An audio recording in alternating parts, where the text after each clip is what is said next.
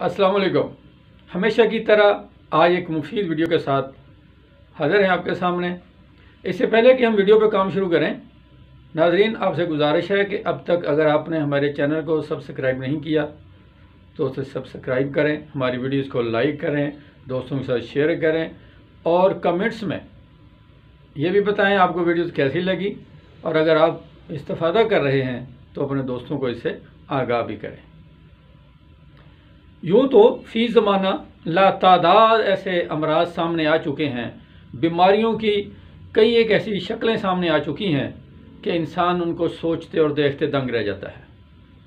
लेकिन एक ऐसी बीमारी जो कि तकरीबन हर मर्ज़ की बुनियाद है,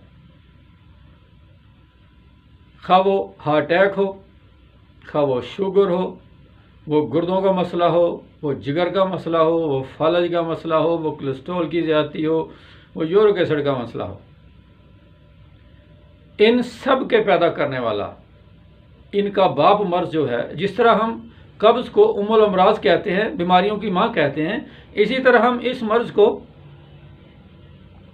अबुल अमराज कहेंगे। और ये अबुल अमराज क्या है? ये मोटापा है।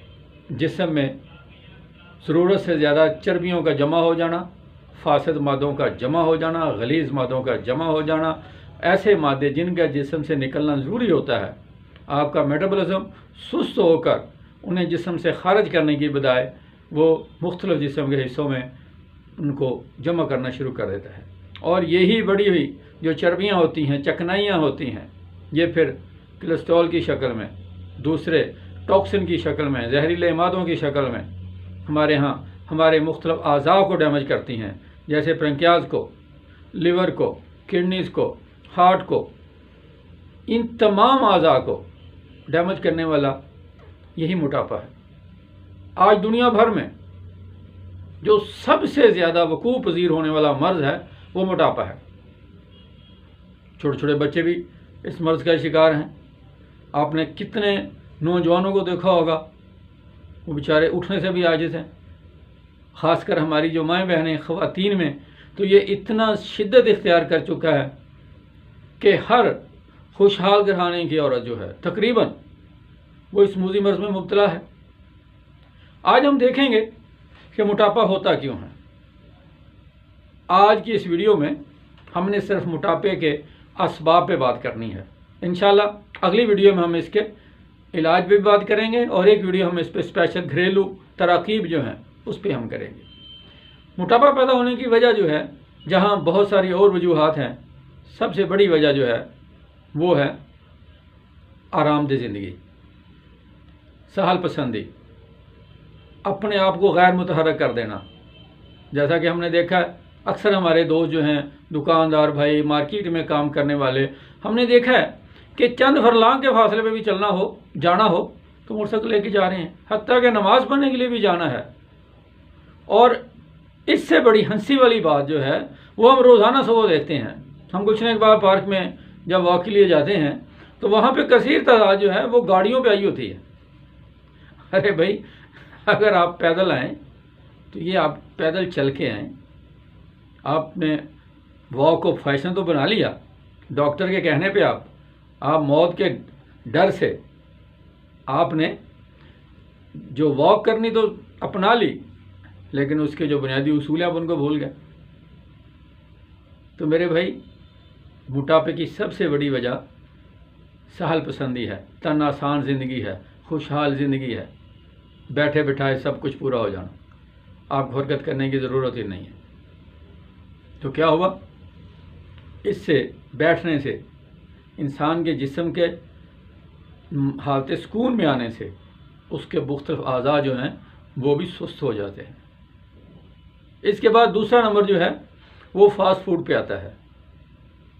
केमिकल्स वाली चीज़ें, जैसे कोल्ड ड्रिंक्स हैं, मैदे वाली चीज़ें हैं, प्रोसेस फूड्स हैं, जितने भी चीज़ें जिन्हें फ्रीज़ करके आप कहीं से भी लेते हैं और खा लेते हैं, उनको हल्का सा गर्म किया, ये इनमें रिच फैट होती है।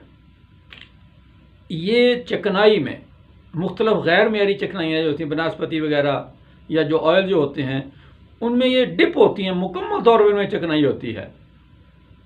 इनके इस्तेमाल से भी आपके मेटाबॉलिज्म में ख़राबी पैदा होती है, जिस्म में चर्बियों का जो है वो गैर ज़रूरी इज्तिमा होता है। इसके साथ साथ ऐसी ख़वातीन जो आजकल सिज़ेरियन का सिलसिला जो है शुरू हुआ है, ऐसी ख़वातीन जिनको ज़चगी जो है वो नॉर्मल नहीं होती बल्कि ऑपरेट करवाया जाता है सिज़ेरियन, तो क्या होता है, औरत की वो जो नफास की गलाजत होती है जिसे कि अल्लाह ताला ने बच्चे की पैदाइश के बाद 40 दिन तक औरत के जिस्म को साफ़ करना जो एक उसकी सेहतमंदी का हिस्सा है वो ख़त्म हो जाता है। और आप देख लें ज़्यादातर ख़वातीन जिनकी ज़चगी का जो सिलसिला होता है, बच्चे की पैदाइश का जो मामला है वो ऑपरेट से होता है या गैर फितरी तरीके से होता है, तो उसका नतीजा क्या होता है, वो तमाम आलाइशें, वो तमाम जहरीले मादे, फासद मादे जिन्हें जिस्म से खारिज हो जाना चाहिए वो जिस्म के अंदर रहते हैं। और उसके बाद क्या होता है, वक़्त से पहले जो बुढ़ापा है वो जवानी के आगे कदम चूम लेता है। 30-32 साल की ख़वातीन जो होती हैं बेचारी बूढ़ी होती हैं, उनके जोड़ों में दर्द हैं, कमर में दर्द है, उठा नहीं जा रहा, ये हो गया वो हो गया, उसकी वजह से यही है। और इससे आगे अगर हम जाएं तो हमारी गैर मेयारी ग़िज़ाएँ भी हैं, ऐसी चीज़ें जो हमारे मेटाबॉलिज्म को स्लो कर देती हैं, जिसके नतीजे में कब्ज़ हो जाती है। अब जब कब्ज़ मुसलसल रहती है, अंतड़ियों में फासद मवाद जमा होते रहते हैं, हालांकि जिनको 24 घंटे के अंदर अंदर खारिज हो जाना चाहिए वो आपके जिस्म में मौजूद रहते हैं, तो क्या होता है, इससे अंतड़ियों का फैलाव जो है वो बढ़ना शुरू हो जाता है, अंतड़ियाँ फैलना शुरू हो जाती हैं। अब देखा ना ओजरी, वो जो ओजरी होती है, बड़ी आंत जो है, हमारे मामला जो है सारे, और मैदा जो है, मैदे से जो चीज़ें जाती हैं बड़ी आंत में तो वो क्या होता है, वो फैलना शुरू हो जाती है। जो उसका वजन बढ़ता जाता है, इंसान के जिस्म में इंसान के जो उज़लात हैं इनमें लचक है, आपका पेट भी फैलना शुरू हो जाता है। हम अक्सर लोग देखते हैं जिनके बाजू और टांगें बिल्कुल नॉर्मल होती हैं लेकिन उनका पेट बहुत फैला हुआ होता है, उसकी वजह जो होती है वो आपकी वो कब्ज़ का मामला जो है वो होता है। तो इसके साथ साथ ऐसी ख़वातीन जिनमें तिली के मसाइल होते हैं वो भी मोटापे का शिकार होती हैं, और ऐसे अफराद जिनमें खून की कमी हो जाती है, जिनका HB लेवल बहुत कम हो जाता है, तो जब जिस्म में ऑक्सीजन घटती है, कम होती है, तो क्या होता है, जिस्म का गोश्त फैलना शुरू हो जाता है, उसके अंदर ताकत नहीं होती। बज़ाहिर वो बड़े हटे कटे सेहतमंद नज़र आते हैं लेकिन अंदर से वो खाली होते हैं। हमने इस तरह के कई मरीज़ देखे हैं कि जो HB उनकी कम थी, उनको कुछ नहीं दिया, सिर्फ ऐसी ग़िज़ाएँ और ऐसी दवाएँ इस्तेमाल करें जिनसे उनका HB लेवल बेहतर हो गया, उनके जिस्म में खून की अफजाइश बन गई।